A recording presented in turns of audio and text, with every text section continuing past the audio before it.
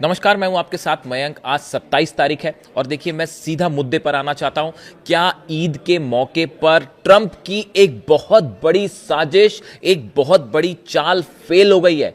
क्या Donald Trump ये चाहते थे कि हज के बीच में ईद के आसपास ईरान और अरब देशों के बीच बड़ी जंग छिड़ जाए? क्या इसी मकसद से अमेरिका ने अचानक ईरान के आइलैंड्स पर हमला किया? कल जो ये हमले हुए, आप देखें, ये जो हमले हुए ईरान पर, टॉमहॉक मिसाइल से हमले किए गए, F-35 जेट से हमले किए गए, जहाज़ों से हमले किए गए, इन हमलों को लेकर अब तमाम दुनिया के एक्सपर्ट्स ये समझने की कोशिश कर रहे हैं आखिर अमेरिका के इस हमले का असली मकसद क्या था। देखिए, जिस तरह से ये हमले हुए, कतर में ईरान का डेलीगेशन कतर पहुंचा हुआ है। वहां पर अब्बास अराक्ची मौजूद थे, गलीबाफ साहब मौजूद थे। वहां पर उनकी बात हो रही थी कतर के अधिकारियों से और इस तरह की खबरें आ रही थी कि कोई डील हो सकती है, इस तरह की बातें चल रही थी। इस बीच में अमेरिका का हमला करना, जिन लोकेशंस पर हमले किए गए, हॉर्मूज उसके आसपास, केशम आइलैंड पे, लारक आइलैंड पर, खार्क के आसपास भी हमले हुए हैं, इन लोकेशंस पर हमला और बिना वजह हमला करना, ये तीनों बातें बताती है कि इस हमले के पीछे एक बड़ी साजिश छिपी हुई थी। और देखिए, जो गौर करने वाली बात यह है, सबसे अहम बात, मैंने आज सुबह भी अपने वीडियो में इसका जिक्र किया था, इन हमलों के दौरान 3 अरब देशों के बेसिस का इस्तेमाल भी किया गया है, इस तरह की खबरें आ रही हैं। देखिए, इसमें कौन से 3 देश हैं, मैं अभी उनका नाम नहीं लेना चाहूंगा जब तक वो बात पूरी तरह से कंफर्म ना हो जाए, लेकिन हाँ, उसमें सऊदी नहीं है, उसमें सऊदी नहीं है, ये बात तय है।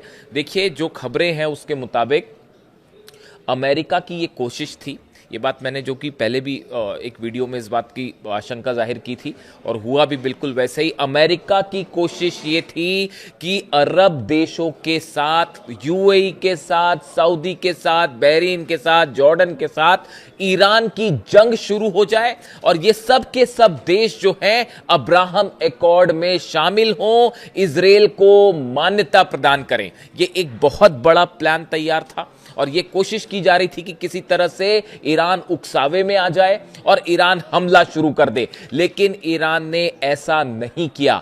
ईरान ने अमेरिका के और इजराइल के इन हमलों का जवाब अमेरिका को हॉर्मूज में दिया। देखिए, ये हमले जो हुए, इनका मुख्य जो लोकेशन थी बंदर अब्बास थी, इनकी लोकेशन लारेक आइलैंड था, केशम आइलैंड था, यहां पर धमाके किए गए। वो मेन लैंड्स पे उतने धमाके नहीं हुए तेहरान में या ईरान के दूसरे हिस्सों में, यानी इस पूरे मामले को हॉर्मूज के आसपास रखा गया। कोशिश ये थी कि इंडिकेशन ये रहे कि अरब देशों की तरफ से बेसिस से ये हमले किए गए हैं और बदले में ईरान पलटवार करे अरब देशों के ऊपर और ईद के बीच में, हज के बीच में हमले शुरू हो जाएं और अरब और ईरान के बीच की जंग शुरू हो जाए। ये साजिश थी, ये कोशिश थी, लेकिन मुस्तफा खामेनी साहब ने ट्रंप को इस मामले में चारों खाने चित कर दिया। देखिए, उनकी तरफ से एक तो ईरान की सेना ने जो जवाब दिया, वो ताबड़तोड़ अबू मेहदी मिसाइल्स मारी गई, वो मैं अपने पिछले वीडियो में बता चुका हूं। डिफेंस सिस्टम एक्टिवेट किया, नतीजा ये हुआ अमेरिकन ड्रोन्स गिरे, F-35 जेट्स जो अंदर आ रहे थे उन्हें वापस जाना पड़ा, जो शिप्स खड़े हुए थे उन्हें पीछे हटना पड़ा। यहां तक कि ओमान की खाड़ी तक ईरान ने हमले किए हैं, अपनी मिसाइल्स मारी हैं और ओमान की खाड़ी के में जो जहाज खड़े हुए थे उन सबको कई किलोमीटर पीछे खींचना पड़ा है अमेरिका को। हकीकत यह है, देखिए, अभी हालात है कि ना ईरान कुछ बहुत विशेष क्लेम करना चाहता है, ना अमेरिका क्लेम करना चाहता है, लेकिन जो खबरें हैं, हॉर्मूज से ईरान ने जबरदस्त रिप्लाई किया है और बड़ी संख्या में क्रूज मिसाइल्स फायर की हैं अमेरिका के जहाजों के ऊपर, और उसका नतीजा यह है सेंटकॉम को पीछे खींचना पड़ गया है, अपने सारे वॉरशिप्स को। देखिए, इसके अलावा मुस्तफा खामेनी साहब की तरफ से क्या बयान आया? पहली बात तो यह समझिए कि वो कैसे ट्रंप की इस चाल में नहीं फंसे। उनकी तरफ से बयान यह आया, उन्होंने पहली बात तो सीधा इजराइल को निशाने पर ले लिया। उन्होंने हज के मौके पर अपना जो संदेश जारी किया उसमें उन्होंने साफ कहा कि अब इजराइल को तो हम खत्म करके ही मानेंगे। ये उनकी तरफ से बयान आया, यानी उन्होंने जो अमेरिका की कोशिश थी कि किसी तरह से अरब और ईरान में जंग हो, मुस्तफा खामेनी साहब ने उसका पूरा निशाना अपना इजराइल की तरफ मोड़ दिया कि यह पूरी साजिश किया धरा जो है वो इजराइल का है। इजराइल नहीं चाहता अमेरिका ईरान में जो है वो समझौता हो, इजराइल नहीं चाहता कि अरब में शांति स्थापित हो। उन्होंने मेन विलेन बनाया इजराइल को और यह ऐलान कर दिया कि इजराइल को हम नक्शे से मिटा देंगे, इजराइल को हम खत्म करके मानेंगे। बात नंबर 1।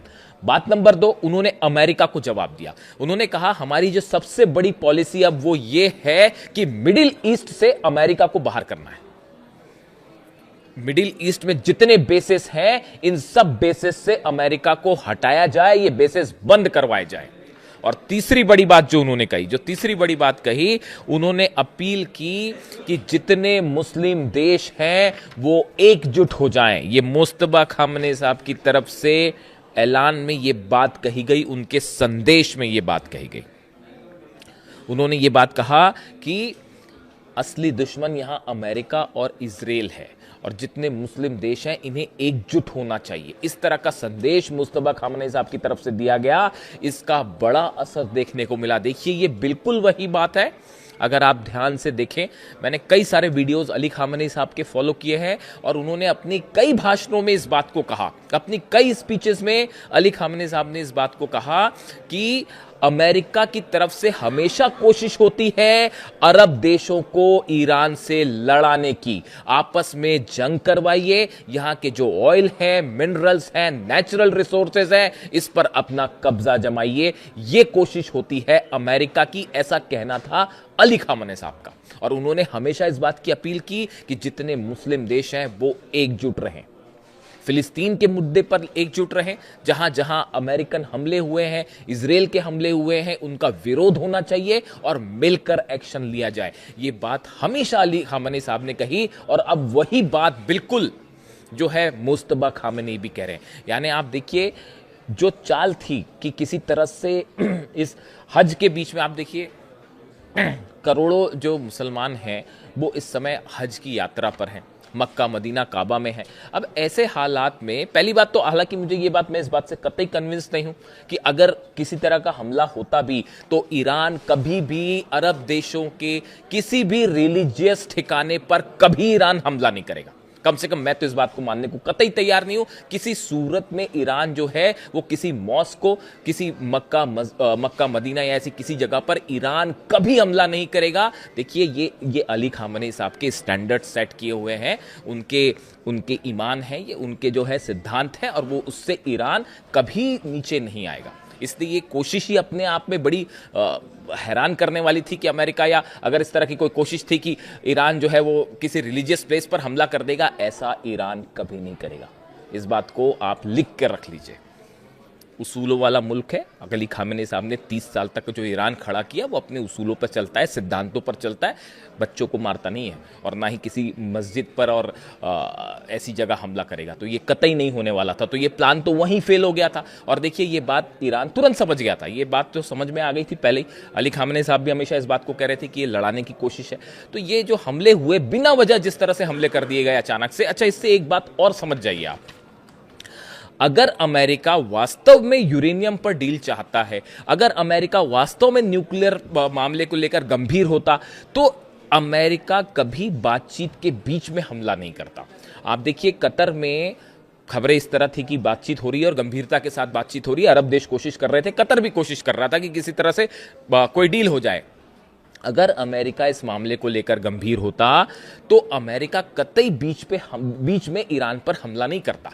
हमला करने का मतलब यही है कि आप डील को लेकर गंभीर बिल्कुल नहीं है और आप पर विश्वास नहीं किया जा सकता। यही बात जो है मुस्तफा खामेनी कह रहे हैं, यही बात गलीबाफ साहब कह रहे हैं, यही बात जो है ईरान के विदेश मंत्री अब्बास अरागची साहब कह रहे हैं और यही बात जो है ईरान के IRGC के सेना प्रमुख अहमद वाहिदी साहब कह रहे हैं। हर शख्स ये बात कह रहा है कि आप पर विश्वास नहीं किया जा सकता। यानी आप देखिए दोनों स्तर पर जो ईरान ने जवाब दिया हॉर्मुज में, उसने उसको एस्केलेट नहीं किया। खबरें हैं इस तरह की कि अरब के 3 देशों के बेसिस का इस्तेमाल किया गया, बिल्कुल हो सकता है, इसमें कोई दो मत नहीं है, दो राय नहीं है। लेकिन मैं चाहता हूं ईरान की तरफ से ये बात बोली जाए या कुछ निकल के सामने आए तभी इस बात को बोली जाए। स्पेकुलेशन पे नहीं चल सकता मामला। लेकिन ये जरूर है कि आज की डेट में अगर कोई भी प्लेन कहीं से भी टेक ऑफ करेगा मिडिल ईस्ट के किसी भी ठिकाने से कोई भी जेट टेक ऑफ करेगा, उसकी लोकेशन चीन और रूस की तरफ से बाहर आई जाएगी। आज नहीं आएगी तो 5 दिन बाद आएगी कि कहां कहां से जेट्स ने टेक ऑफ किया था। लेकिन ईरान ने बड़ी समझदारी का परिचय दिया और बिल्कुल उसी रास्ते को अपनाया। देखिए, एक तो वॉर पे जहां पे जंग हो रही है, हॉर्मूज में जहां हमले हुए, वो हॉर्मूज में करारा जवाब दिया, नतीजा हुआ भागना पड़ गया, रिपर ड्रोन गिर गया। F-35 को भी, F-35 पर भी अटैक हुआ है, उस पर भी मिसाइल्स मारी गई हैं। अभी कोई कुछ नहीं कह रहा, कोई कुछ बयान देने को तैयार नहीं है कि वो जेट का क्या हुआ, F-35 बचा या गिर गया। अभी कोई कुछ नहीं बोल रहा है। अभी देखते जाइए आगे आगे क्या होता है। तो ये हालात, बाकी के भी सब वापस भी आने। मिलिट्री एक्शन तो ईरान ने किया ही किया, जो हमला किया था उसका जवाब तुरंत दे दिया गया। साथ में ही जो मामला था कि जंग वाला प्लॉट था, इसमें नहीं फंसा ईरान और वही नीति को फॉलो किया जो अली खामेनी साहब फॉलो करते थे। इसीलिए मैं अक्सर कहता हूं, देखिए, एक तो ईद का मौका है और मेरे तमाम दर्शकों ने तमाम बधाइयाँ दी हैं, इसके लिए आप सबका बहुत बहुत शुक्रिया। बहुत सारे इनविटेशन आपकी तरफ से ईद के लिए। लेकिन देखिए, एक बार फिर मैं यही कहूँगा कि आज 27 तारीख है। 27 और 28 तारीख ये वो तारीख होती है जो बेहद मुश्किल होती है। और आप समझ सकते हैं कि अली खामेनी साहब का असैसिनेशन हुआ था, तो वो बात ईरान की हर जनता के, ईरान के जो करोड़ों लोग हैं उनके चेहरे पर आप देख सकते हैं, वो दुख और वो तकलीफ आप देख सकते हैं। तो थोड़ा सा ईद जो है वो मनाना मुश्किल होता है। इस बार भी है और कल ईद होगी। तो आप सबके जो विशेष हैं उसका बहुत बहुत शुक्रिया। और एक देखिए, बहुत अच्छा कमेंट आया, मैं नाम भूल रहा हूँ, शायद सैयद कुछ एक मेरे दर्शक हैं, उनकी तरफ से एक कमेंट आया कि उन्होंने मेरे लिए बात कही कि आप जो है वो ईरान के लिए बेहद लकी हैं और आप जो बात कहते हैं वो सब सच हो जाती है। तो उसको लेकर उन्होंने कहा कि आप ईरान के लिए बहुत लकी हैं और आप जो बात कहते हैं वो सब सच हो जाती है। मैं ये कहना चाहता हूँ, मैं उनका एक कमेंट पढ़ा, उसके बाद जो पहली बात मेरे मन में आई वो ये आई कि वाकई अगर ऐसा होता कि मेरे कहने से कोई बात सच हो जाती तो जुबान पे सिर्फ एक बात होती, दिल से सिर्फ एक दुआ होती कि किसी तरह से ईरान के सुप्रीम लीडर अली खामेनी साहब वापस आ जाए, बाकी और कुछ नहीं चाहिए। तो देखिए, अब हकीकत जो है इस हमले की जो फिलहाल मानी जा रही है, बहुत सारी चीजें हैं। वो एक मुद्दा है पूरा कि अमेरिका में एक बड़ी लॉबी है जिसका मैं जिक्र कर चुका, जो नहीं चाहता कि डील हो। नेतन्याहू खुद नहीं चाहते डील हो, इसीलिए जो है ये मामला फिलहाल लंबी, किसी कोई डील हो जाएगी, कोई समझौता हो जाएगा, इस तरफ आगे बढ़ता दिखाई नहीं दे रहा है। आज ही व्हाइट हाउस में बड़ी बैठक है डोनाल्ड ट्रंप की अपने सुरक्षा अधिकारियों के साथ, सेना के अधिकारियों के साथ, और जिसमें एक बार फिर ये प्लान तैयार हो सकता है कि किस तरह से आगे हमले करने हैं ईरान पर। देखिए, सऊदी ने भी, मैं सऊदी का भी जिक्र इसलिए कर रहा हूँ, वो अपरेंट था ही, वो जिस तरह से उन्होंने डिफेंस सिस्टम्स लगाए थे उससे साफ था कि कहीं ना कहीं ये इंडिकेशन है कि हमले हो सकते हैं और बड़ा अटैक भी हो सकता है। लेकिन ईरान ने उसका जवाब नहीं दिया, ये समझदारी दिखाई ईरान ने। इसीलिए विदेश नीति जो है के मामले में भी ईरान जो है वो बहुत भारी पड़ रहा है। और हकीकत ये है कि अरब देशों की अगर आप जनता की राय लें, देखिए लीडरशिप एक बात अलग होती है, लेकिन ये जितने के जितने अरब देश हैं, इनकी जो जनता है वो अब ईरान के साथ खड़ी है। हर शख्स ये महसूस करता है कि ईरान पर जो हमले हुए वो गलत थे, अली खामेनी साहब का असैसिनेशन गलत था, मिनाब की 168 बच्चियों पर जो हमले हुए उनको शहीद किया गया वो गलत था, ईरान पर हमले गलत तरीके से किए गए। अब ये कोई भी देश हो, उनकी जनता जरूर इस बात को महसूस करती है। खैर, इस वीडियो में मैं इतने में सीमित रहूंगा और अगर कोई भी अपडेट आता है खासकर व्हाइट हाउस से, ये बात तय है कि एक बड़ी जंग फिर से होनी है, इसमें कोई दो राय नहीं है। रूस का मामला बिगड़ चुका है यूक्रेन से, और इतना बुरा बिगड़ चुका है कि न्यूक्लियर मिसाइल्स निकाल के हमले के और क्षणिक से फिर हमले होने वाले हैं। आप देखिए, 24 घंटे के अंदर यूक्रेन पर अब तक से सबसे बड़े हमलों में से एक हमला हो सकता है। यानी मामला ना सिर्फ ईरान और अमेरिका के बीच खराब है, उधर रूस और यूक्रेन के बीच में भी मामला खराब है, और दोनों बहुत गुस्से में है, पुतिन भी और मुस्तफा खामेनी भी। और इसका भुगतान जो है वो ट्रंप और अमेरिका को और इजराइल को जरूर करना पड़ेगा अगर किसी भी तरह के हमले होते हैं। वीडियो कैसा लगा कमेंट करके जरूर बताइए। Thank you so much.